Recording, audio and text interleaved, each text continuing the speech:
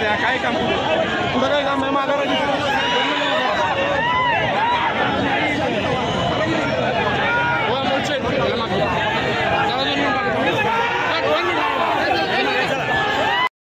संपूर्ण देशाच्या निवडणुकीकडे सर्व जनतेचं लक्ष आहे आणि त्याच्यासाठी इथं स्क्रीन लावण्यात आलेली आहे, परंतु पोलिसांनी येऊन ते स्क्रीन बंद करायला सांगितलं। हे जर भाजपची शीट आघाडीवर असते तर त्यांनी आणखी 4 स्क्रीन लावायला सांगितलेल्या होत्या।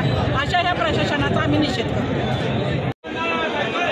विशाल पाटलांचा विजय जवळ आलाय म्हटल्याबरोबर प्रशासनाला वापरून इथल्या उत्साहावर पाणी टाकायचं काम भारतीय जनता पार्टीच्या लोकांच्याकडनं चाललेलं आहे। प्रशासन वापरायला लागले, दिल्लीपासून गल्लीपर्यंत पोलीस ईडी फीडी सगळं वापरून आमचं झालं।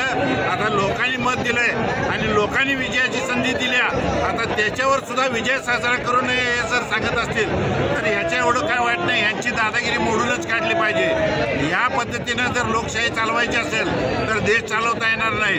विशाल पाटील निवडून येतोय म्हटल्यानंतर तुम्ही हे सगळे नाटकं करायला लागलात। हेच जर विरोधी उमेदवार निवडून आला असता तर तुम्ही केला असता का?